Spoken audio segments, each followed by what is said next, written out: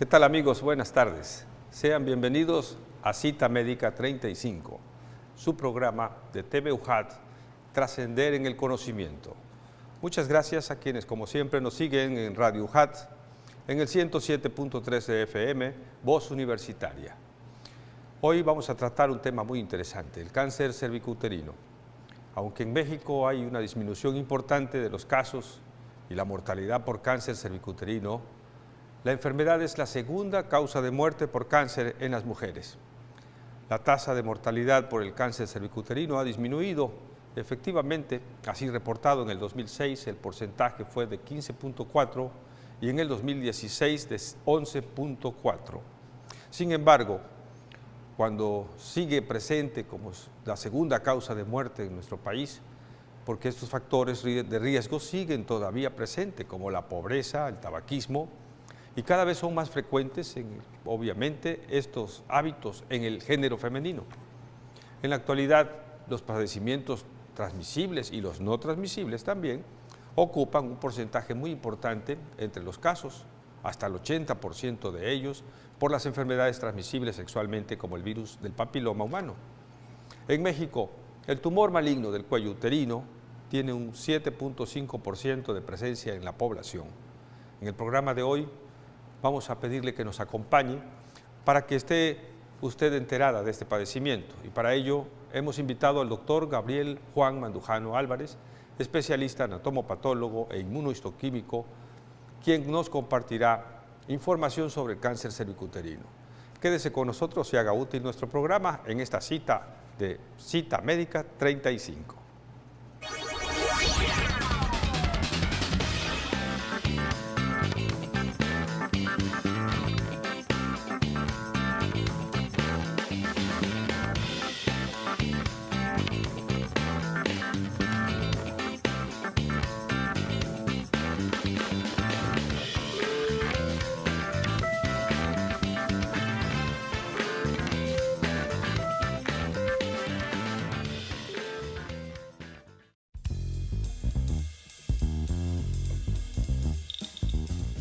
Cáncer cervicouterino. El cáncer cervicouterino es el crecimiento anormal de las células que se encuentran en el cuello de la matriz. Al inicio, las lesiones son tan pequeñas que no se pueden ver a simple vista y duran así varios años. Cuando el cáncer está en una etapa avanzada, se puede ver a simple vista en la exploración ginecológica o causar otras molestias, entre ellas el sangrado anormal después de la relación sexual, entre los periodos menstruales o después de la menopausia, aumento del flujo de sangrado vía genital con mal olor, dolor de cadera y pérdida de peso. Cuando apenas inicia, el tratamiento puede ser con cirugía, quitando la matriz o con radioterapia y quimioterapia en los casos más avanzados. Las mujeres más propensas a tener este tipo de cáncer son aquellas que iniciaron sus relaciones sexuales antes de los 18 años, han tenido más de 3 compañeros sexuales, han tenido más de 3 partos, fuman, tienen problemas de desnutrición, tienen infección por el virus del papiloma humano en el cuello de la matriz. El cáncer cervicouterino es el padecimiento más frecuente en mujeres mexicanas. Si quiere conocer más sobre el cáncer cervicouterino, le invitamos a que se quede con nosotros en Cita Médica 35, en donde los expertos comparten la salud.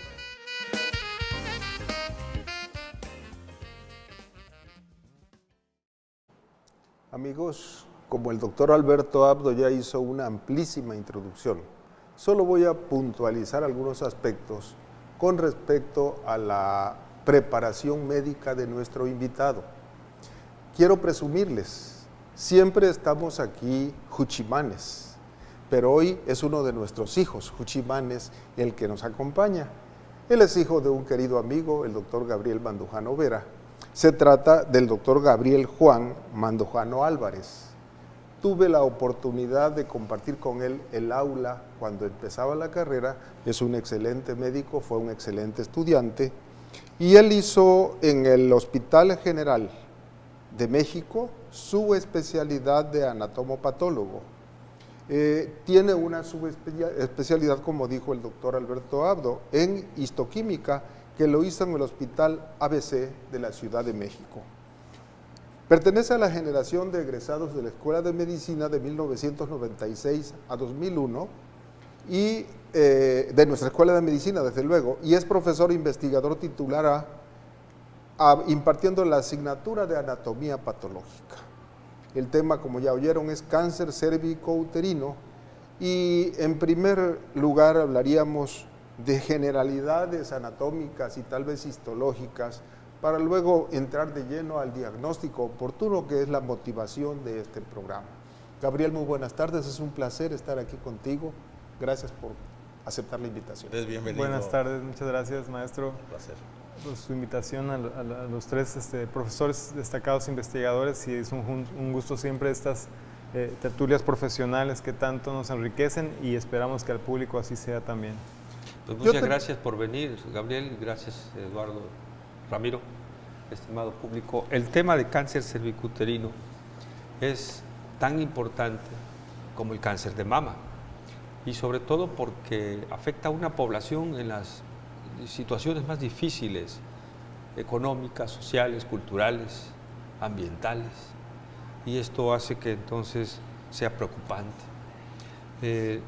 La mortalidad cambia mucho porque el cáncer de mama se disemina y agresivamente, invade pulmones, órganos vitales, el cerebro, pero el cáncer cervicuterino no, crece en el vientre, sigue en el vientre, se extiende en el vientre, y ahí viene entonces el problema de que llegan las personas al hospital solas, como dijimos hoy en la plática que estuvimos, sangrando, con afectación de su estado nutricional, con malos olores, mala higiene, mala alimentación, anémicas, y solas, a veces acompañadas nada más por la nieta o por la sobrina.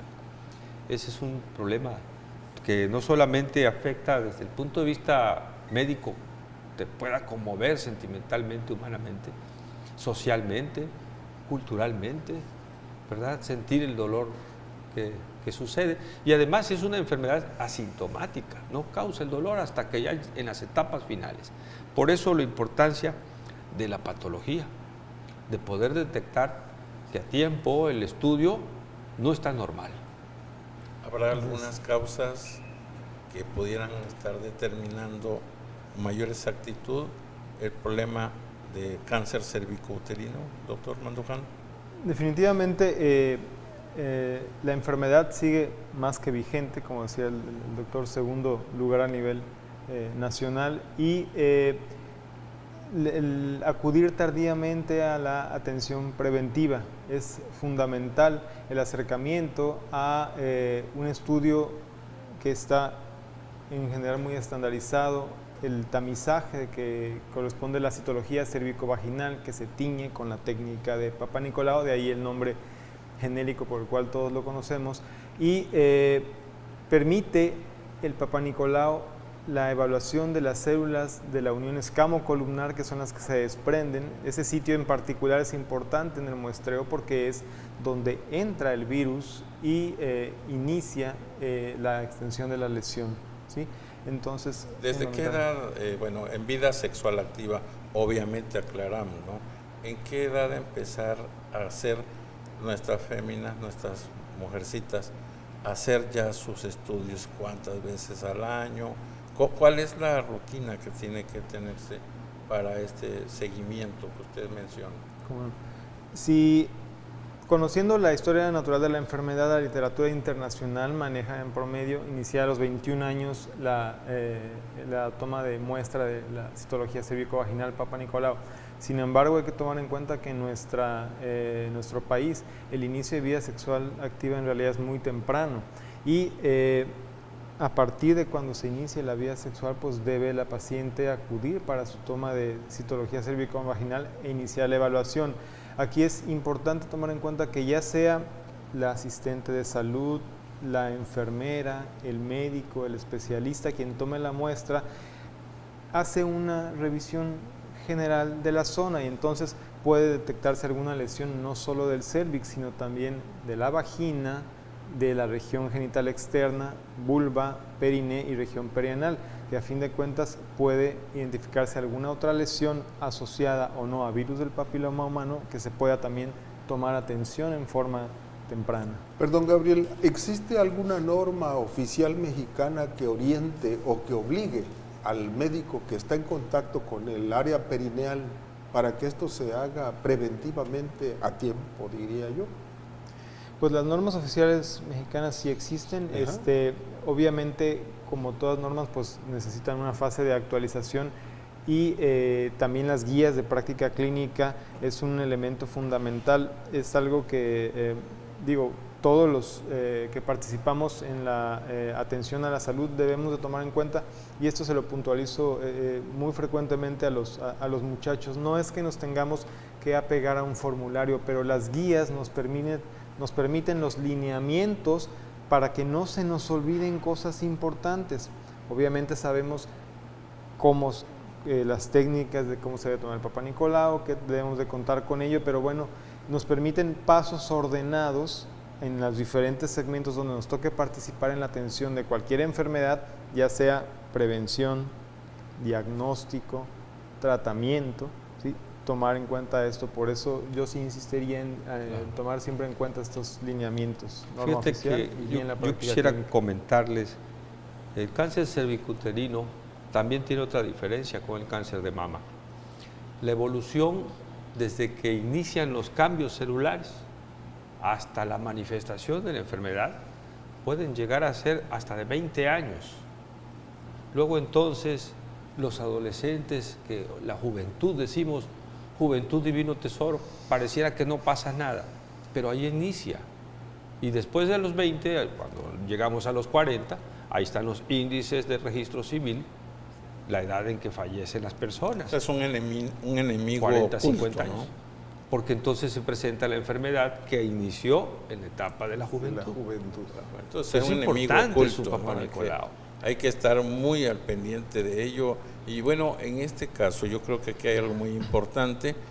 Tiene que haber factores que, además de que está provocando este proceso, que creo que debe ser como una reacción inflamatoria que inicia todo el proceso, o hay alguna lesión directa sobre el cérvix.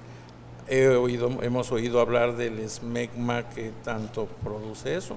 No sé si tiene... Sí, es que hay un cambio en las células, que es lo que creo vamos a dejar en el aire para que el doctor nos amplíe. Los cambios que van teniendo desde la célula normal, la célula que tiene un cambio metaplásico, o cuando nos dicen, tiene usted displasia, y muchos pacientes, muchas personas en nuestro auditorio se preguntan, ¿qué es la displasia? Vamos a continuar con este tema, si me permites. Claro. Vamos a unos promocionales, amigos. Regrese con nosotros, es su cita médica 35.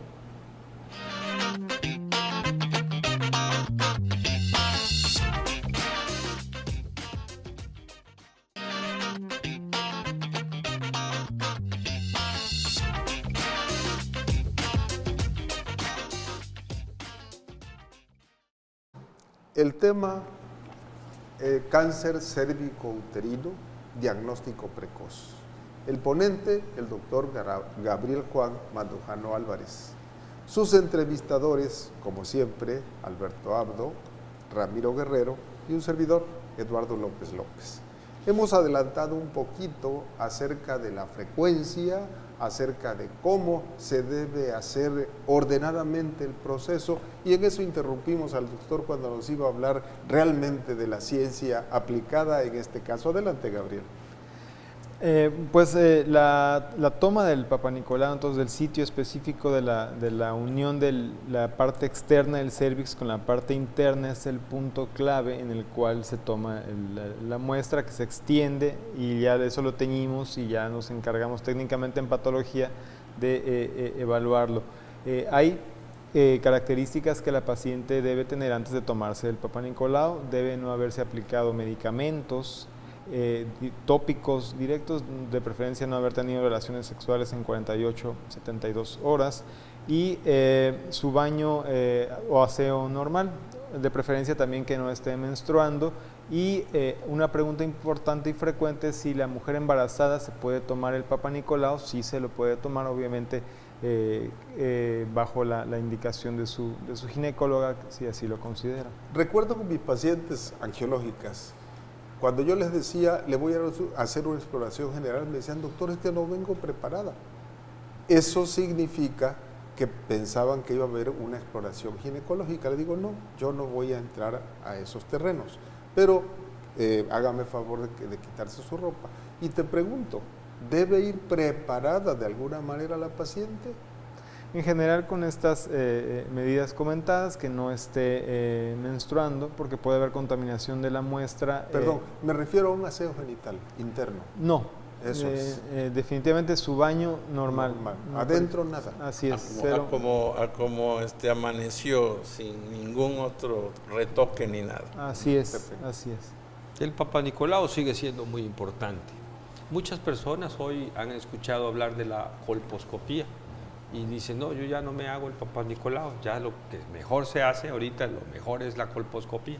¿Qué es la Quisiera que colposcopía? nos hablaras un poquito para aclararnos en ese aspecto. Claro ¿Qué es que la sí. colposcopía? Tenemos, por suerte, actualmente ya una gama de herramientas, pero como en toda evaluación, cada una tiene su utilidad específica. De hecho, el complemento ideal al día de hoy sigue siendo una buena exploración con el espejo vaginal que le pone una enfermera, un médico, y el muestreo adecuado.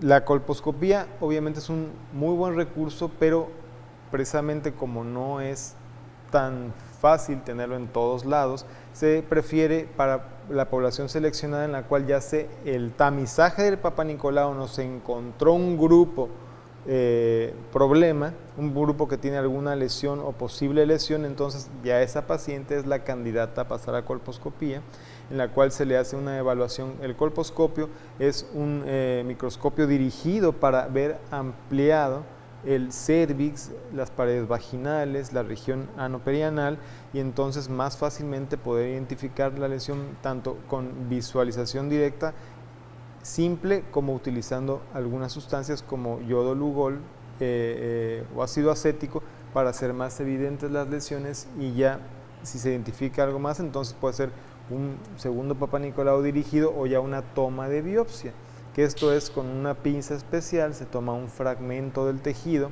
que esto debe ir a formol para que lo evaluemos en patología. En las muestras en formol pueden durar varios días conservada, obviamente no dejarla 2 años en el estante de la casa, sino que transportarla para su evaluación microscópica, y ya con esa biopsia tenemos también muchos recursos. Puede ser en la evaluación con las técnicas más base de hematoxilina eosina y ver la lesión, o lesiones más complejas, aplicarles en ese mismo tejido pruebas especiales como inmunohistoquímica, que eso nos permite hacer más evidentes ciertas proteínas que nos hablan de la biología de la enfermedad. Por ejemplo, una proteína de estas es el P16. Viene a partir de un gen que secuencia una proteína que está muy relacionada con el ciclo celular, y entonces el VPH afecta al ciclo celular, y entonces el P16 puede modificarse según la presencia del VPH y de la lesión que produce, que le llamamos en medicina la displasia, es decir, el desorden en la maduración de las células que ya están llevándonos a un potencial cambio premaligno. Mencionaste el colposcopio, la colposcopía, un microscopio prácticamente que hace que todo esto hace pensar entonces en que el anatomopatólogo hace este estudio, o lo hace la ginecóloga o el ginecólogo. En general, es muy buena pregunta. La colposcopía es un personal de salud médico que está entrenado en esta práctica en particular, porque bueno, obviamente no solo es manejar el equipo, sino la experiencia clínica de poder detectar una lesión. Puede ser un ginecólogo colposcopista o un médico no ginecólogo entrenado en esta área, o también el urólogo hace la androscopía, o los patólogos también, cuando llevamos esto de entrenamiento, podemos hacer colposcopías y androscopías. Excelente. Bueno, yo quiero más o menos hacer una precisión para que nos entiendan nuestros amigos que van escuchando en la radio, que quizás no nos están entendiendo un poquito leve lo que estamos hablando. Hay lesiones, yo quiero entenderlo así, en el cuello de la matriz, en el cuello del útero, en la cual en ocasiones son microscópicas, y que puede ser que a la hora de hacer el Papá Nicolau no puedan tomarse las células, o sea, no puedan arrastrarse, porque realmente es un arrastre de células que se pegan en un hisopo y se van a pegar estas en una laminilla para después irlas a ver al microscopio. Previa tinción. Previa tinción, previa preparación. Estamos como nosotros lo captamos para que ellos lo puedan entender. Entonces, esas otras lesiones que a veces no se ven y que no pueden ser detectadas en el hisopo, ya se están viendo con este microscopio, se están viendo ya in situ en su lugar, y ya puede hacerse ya más dirigido el estudio más a fondo. Todo lo que usted mencionó, doctor Mandujano, de hacer ya las pruebas histoquímicas, hacerle todo lo que se requiere, inmunológicas sobre todo, que eso es lo que nos va a hablar, muy importante. Son en aquellos tiempos de nosotros, cuando pues nada más era el Papá Nicolau. Claro. Hoy estas cosas son de gran valor, de gran interés para prevenir, ¿no? La prueba de detección oportuna del Así cáncer es el Papá Nicolau. Importantísimo en este Y los padecimiento. resultados se clasifican en un orden que George Papanicolau clasificó y dice negativos 1, negativos 2, negativos 3 y luego pasa a los positivos. Y en los negativos 3 es donde empieza el problema, ¿no? Porque hasta el negativo 2 dices, bueno, está negativo y la persona quiere saber cómo salí, doctor, ¿qué tengo? En el negativo 3 me dice que tengo BPH y tengo displasia. Ese paciente requiere colposcopía porque a lo mejor ya está iniciando el problema del cáncer en la unión que se refiere el doctor.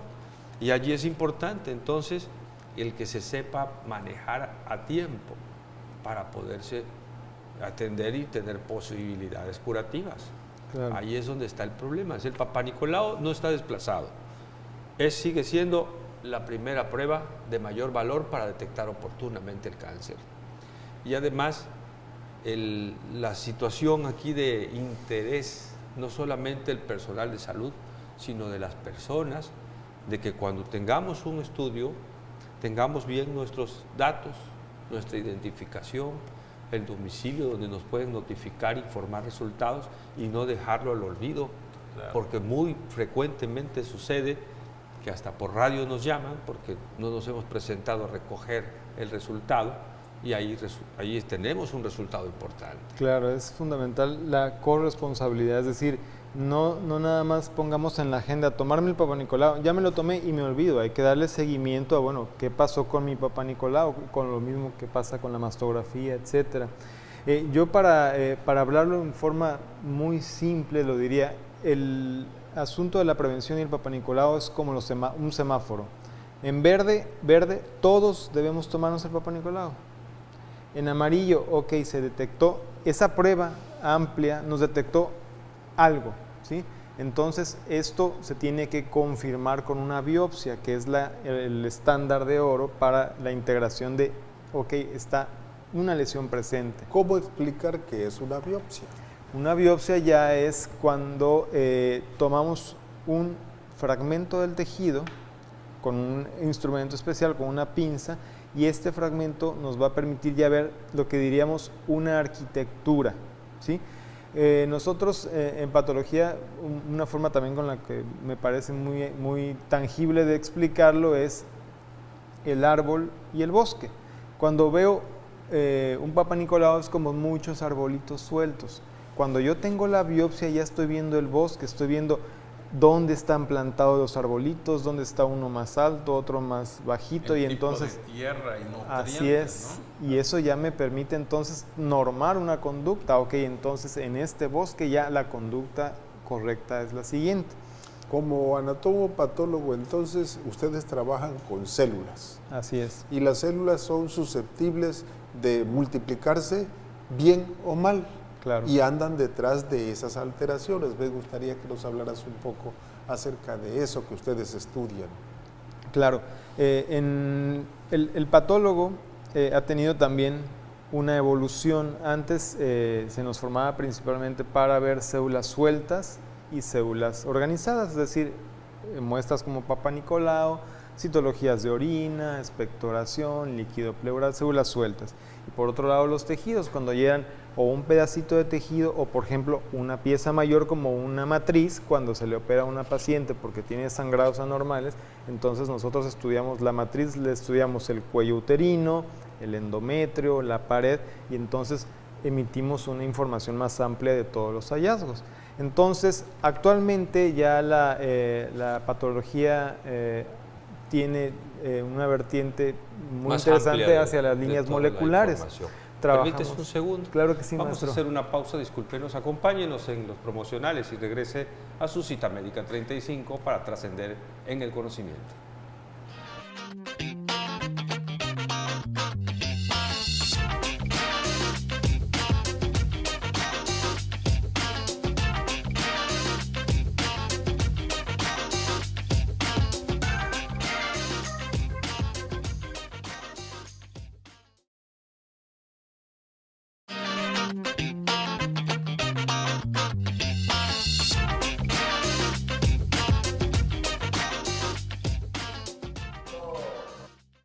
Qué bueno que sigue con nosotros la sintonía del canal 35.1 en su programa Cita Médica 35. Decía que el tema en dominio del doctor Gabriel Juan Mandujano es excelente y que hemos llevado una secuencia muy agradable.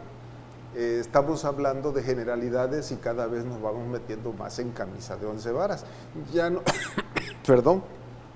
Ya nos hablaba de la diferencia entre células sueltas para analizar y fragmentos de tejido que se toman en una biopsia para hacer cortes histológicos en donde puede llegarse a diagnóstico más preciso. Por favor, continúa con eso, está excelente. Claro que sí, gracias maestro.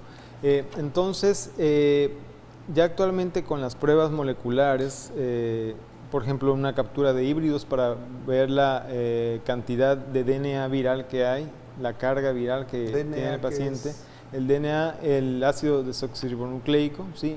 Buscado del virus, entonces nos permite una prueba de captura de híbridos saber si hay virus de alto riesgo o bajo riesgo, si hay VPH.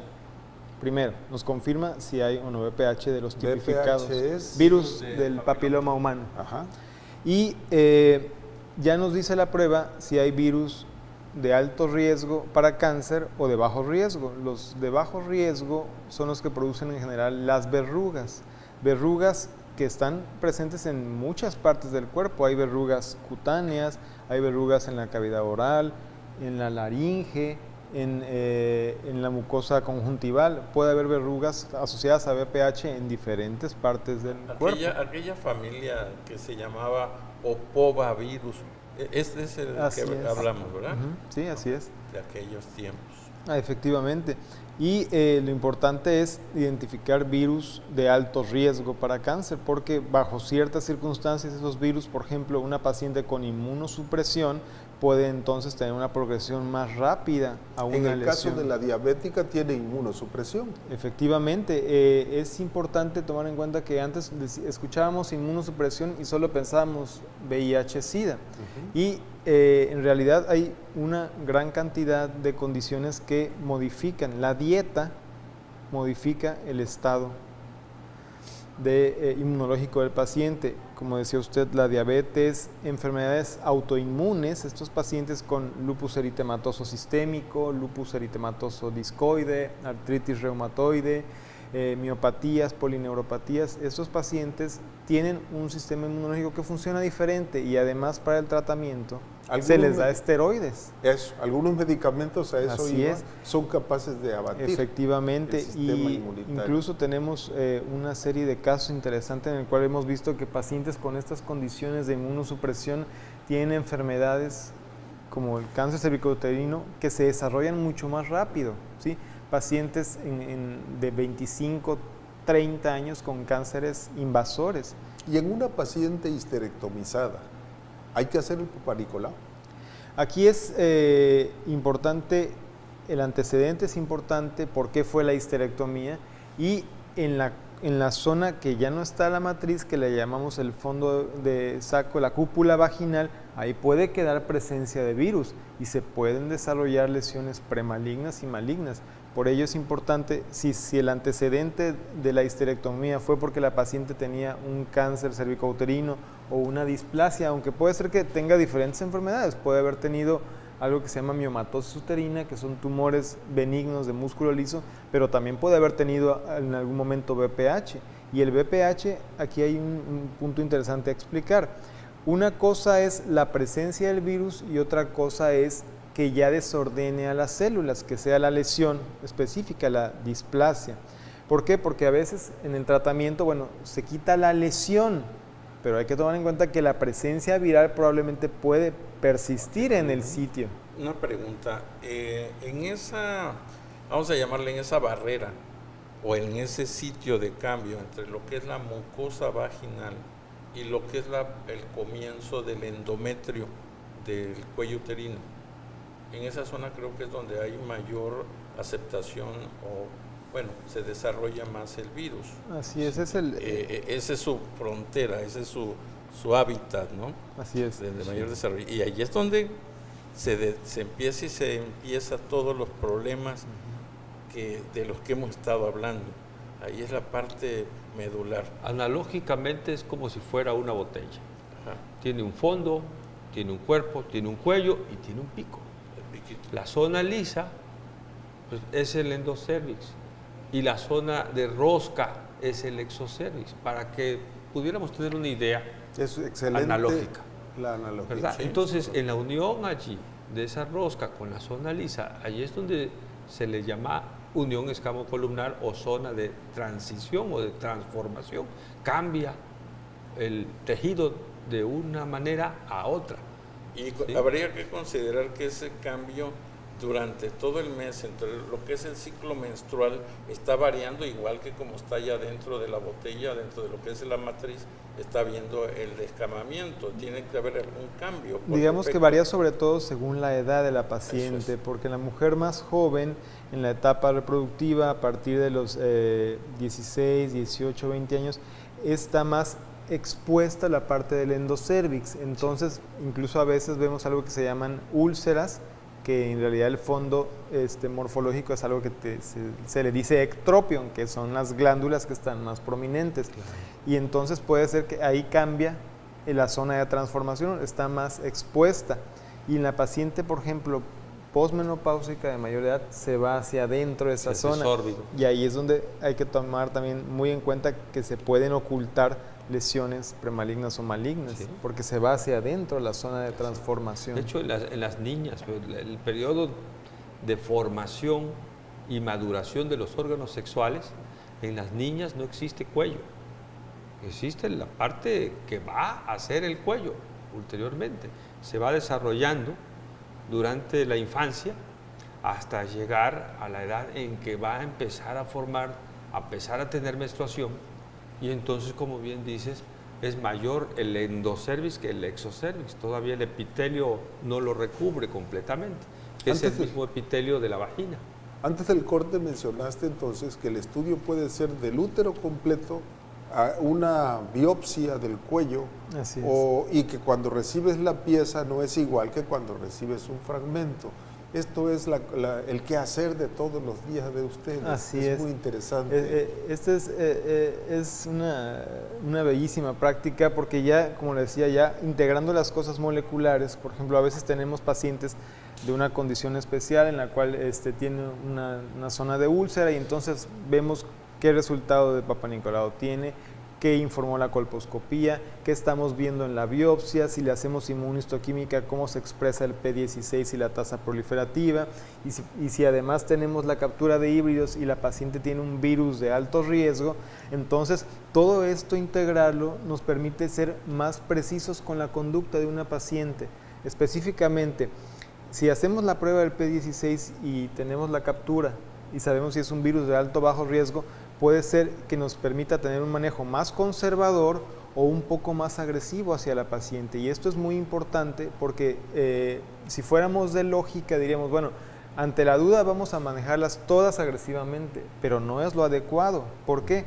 porque, por ejemplo, un muestreo de tratamiento amplio en el cérvix puede modificar la estructura del cérvix, y si es una paciente en etapa reproductiva, eso le puede producir problemas en embarazos posteriores, porque le puede condicionar a lo que llamamos insuficiencia cervical o incontinencia ítmico-cervical, y entonces podemos favorecer que esta paciente tenga pérdidas gestacionales recurrentes por alteraciones anatómicas. Espontáneos. Así de importante puede ser la información que tengamos para ser lo más precisos, que nos lleva a algo con lo que desde que somos estudiantes siempre hemos soñado, y creo que lo tenemos muy a la mano, que es la medicina personalizada. Según la condición específica le damos el tratamiento óptimo para resolver su problema y minimizar lo más posible riesgos. Lo primero es no hacer daño. Cada paciente es diferente, hay enfermos, no enfermedades. Cada enfermo es diferente a otro enfermo. Cada cáncer es diferente a otro cáncer. Cada célula y cada etapa es diferente a otra y responde diferente. Y en el caso de los virus del papiloma, hay 100 cepas diferentes, pero otras son de alto riesgo, que son con las que más hay que actuar. ¿Nos podrías hablar un poquito de eso? Claro, esto es algo muy interesante, es que muchas veces decimos, bueno, virus de alto riesgo, bajo riesgo, ¿no? Pero bueno, ¿qué otro dato nos da clave la captura de híbridos, por ejemplo, que está buscando DNA? Nos da carga viral, ¿sí? Porque no es lo mismo tener, por ejemplo, un virus de alto riesgo con un nivel de 1.5 a un virus de alto riesgo tener 220. Esos progresan mucho más rápido. ¿Y por qué? Porque un factor de riesgo es múltiples parejas sexuales, y a veces la paciente no solo tiene un virus de alto riesgo, tiene 3 o 4. Sabemos que el 16 es malo, el 18 es malo, y si están juntos el 16 y el 18, entonces puede ser que al tener muchos tipos de virus, entonces esto también impacta en que evolucione más rápido agresivamente. La vigilancia de las trabajadoras sexuales, entonces se hace mucho más minuciosa, creo. Para esto no lo sé, ya estoy alejado de cómo hace la salubridad para detectar esto en las pacientes que se dedican a la vida sexual comercial. Bueno, pero hay que entender algo, es que hoy ya no es tanto eso. Hoy por internet, por teléfono, por todo eso, están a la disposición, y inclusive en el anonimato. No, pero me refiero a la vigilancia médica. La vigilancia, el control sanitario. Bueno, las que tienen registro, las que están registradas de permiso. Sí, claro. Sí, pues se toman sus estudios, sus pruebas para sífilis, para enfermedades transmisibles. Eso es lo que digo. ¿Cómo está ahorita la normatividad al respecto? Pues en relación a esto es sus evaluaciones de VIH-Sida, BDRL, enfermedades de transmisión sexual, y su citología cervicovaginal. Obviamente estas pacientes pues más frecuentemente son candidatas a pasar a la unidad de colposcopía para que ahí sí les haga una evaluación dirigida. Porque decías de la cantidad de compañeros sexuales, pues aquí está evidente. Claro, no hay forma de regular eso. Es un factor de riesgo muy importante. El inicio tempranamente de vida sexual y las múltiples compañeros sexuales. ¿Y los que hacen uso de ellas? También, obviamente. Vamos a unos promocionales, acompáñenos por favor y continúe con nosotros. Cita Médica 35.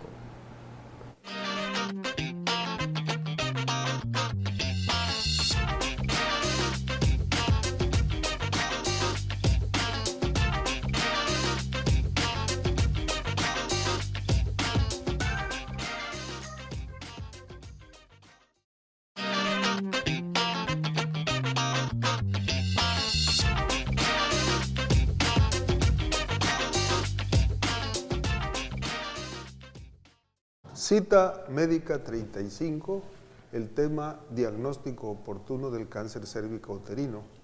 Y nos está dando una conferencia, una actualización muy interesante, el doctor Gabriel Juan Mandujano Álvarez.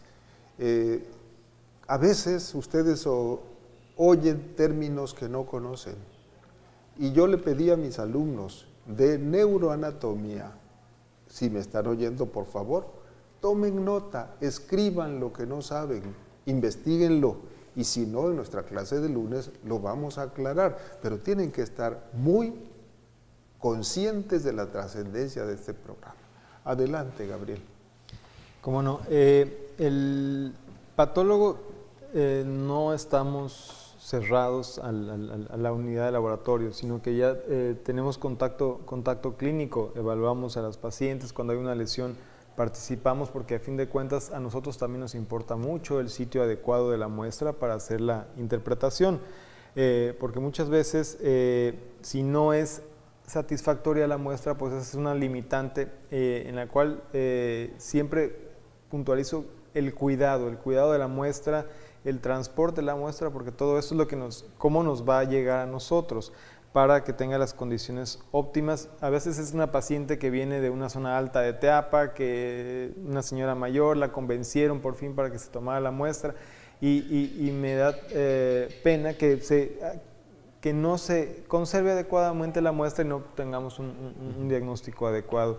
En las pacientes con histerectomía sí se debe continuar haciendo la citología, estrictamente el protocolo puntual puede manejarlo su médico tratante, pero sí está indicado, sobre todo tomando en cuenta la causa de la histerectomía.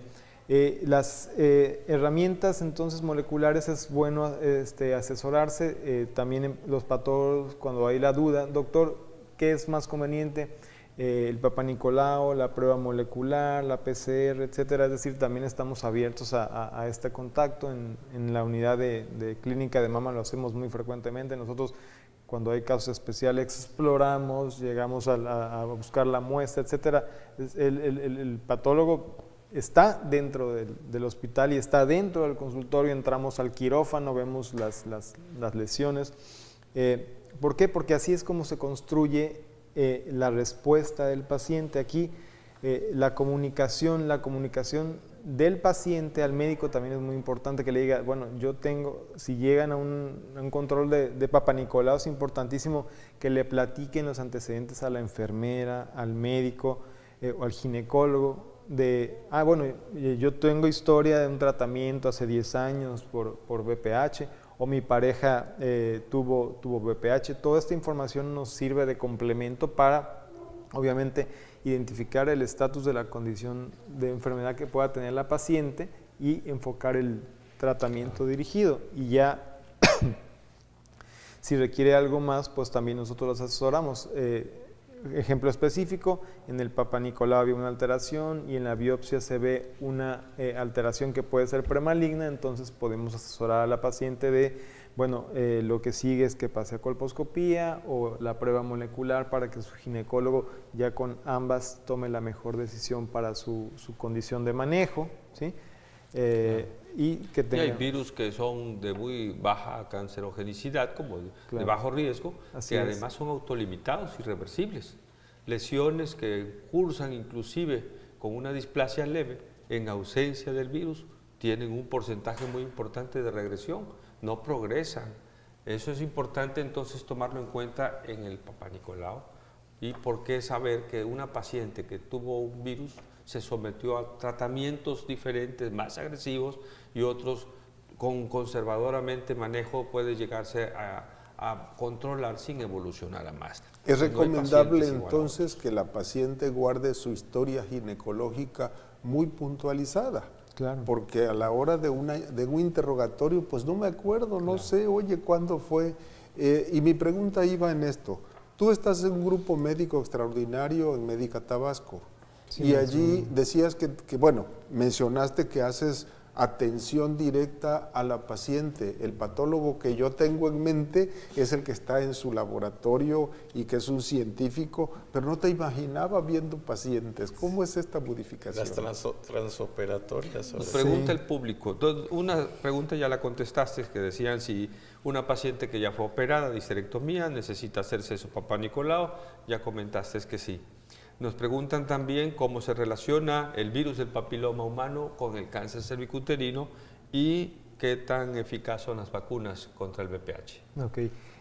¿Cómo se relaciona el virus con el cáncer cervicuterino? Hay una relación directa, ¿sí? La mayoría de los cánceres que llamamos epidermoides y adenocarcinomas, que son por mucho los más frecuentes del cérvix, están relacionados con virus del papiloma humano. Y las vacunas, en realidad, son útiles y están impactando poblacionalmente.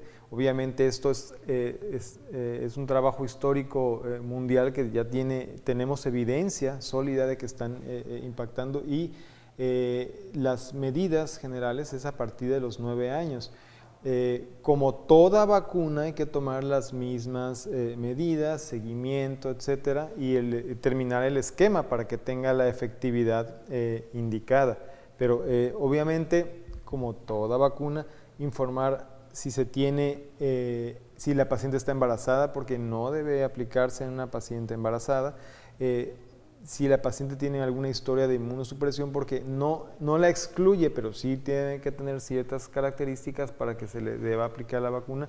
Como a otra cosa, hay que recordar que el Cervix no llega solito a la consulta, no es solo eso, sino que es una paciente que puede tener diabetes, que puede tener historia de, como decíamos, inmunosupresión, tabaquismo, hipertensa, todas esas cosas importantes, platicárselas. O, por ejemplo, tener la historia de un cáncer de endometrio, porque dicen, no es importante porque es el cervix, pero podemos ver lesiones malignas que se vean muy parecidas a endometrio, pero por frecuencia parezcan más cervicales, pero si está el antecedente, pues lo más probable, ya nada más se complementa, por ejemplo, con una inmunistoquímica y se confirma que es una actividad de la lesión endometrial. Para no minimizar en la pregunta que nos dicen cómo se relaciona el virus del papiloma con el cáncer cervicuterino, hoy es considerada causa de cáncer cervicuterino. Claro. Así de importante. Claro. Respecto a las vacunas, preferentemente creo que está por ahí que es a las niñas a las que hay que aplicarse, entre los 9 y los 13 años. ¿Qué hay de eso? Así es, a partir de los 9 años es por los lineamientos normativos. Hay incluso trabajos también en los cuales se considera a los niños, porque también ellos obviamente están expuestos. Se les tenía un poco más al margen, sobre todo al principio, porque se decía, bueno, el cáncer cervicuterino pues es de las niñas, pero muchas veces quien transmite es la pareja, o sea, son los dos los que pueden tener estos virus, así que hay que proteger a ambas partes de la población. En términos decíamos que la vacuna es para todos, como decíamos hoy en la plática, no solamente para las mujeres, es también para el hombre. El hombre es transmisor y es portador asintomático del virus. Algunas veces sí se manifiestan las verrugas y entonces es un problema grave de salud, porque tratar la enfermedad viral, las manifestaciones cutáneas ya en el prepucio no es fácil y son muy rebeldes, y el tiempo de tratamiento es muy prolongado, se pasan hasta el año completo en tratamiento y no ceden fácilmente en el hombre. En la mujer ocurre que sí es la causa de cáncer cervicuterino, entonces por eso la primera etapa de vacunación tiene que ser siempre dirigida a la mujer, que es quien padece este problema, esta enfermedad. Y desde niños, para que así tenga mayor importancia inmunológica en su época de vida activa, sexual activa. Exactamente, sí, de acuerdo a cómo van los estilos de vida de nuestra población, que hoy se inicia la vida sexual muy tempranamente, pues entonces tiene que adelantar la vacunación también. Y mencionabas, Ramiro, la promiscuidad.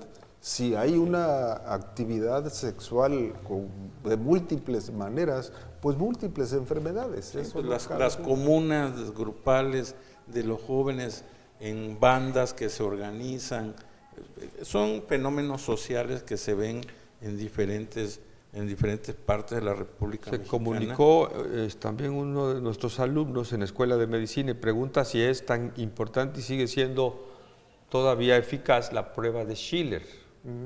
La prueba de Schiller es útil, es parte de las herramientas con las que se cuenta ya, sobre todo en la colposcopía, después de la visualización inicial sin ninguna sustancia, después aplicar la prueba de Schiller. ¿Qué es cómo? Es aplicar ácido acético en la zona del cérvix para ver si hay cambios de coloración. Se ven unas zonas blancas irregulares que son zonas más evidentes de sospecha, en las cuales la biopsia se puede tomar más dirigidamente. De primera intención no se sugiere como prueba de rutina exclusiva a la hora de tomar el Papa Nicolau, porque nos puede modificar la calidad de la muestra. Luz ultravioleta para ver esa coloración. En el colposcopio habitual no. Hay además otros filtros que sí se utilizan, por ejemplo, si estamos viendo un crecimiento anormal, ponemos un filtro verde que nos da la presencia de vasos anormales más evidentes, que eso, bueno, nos podría sugerir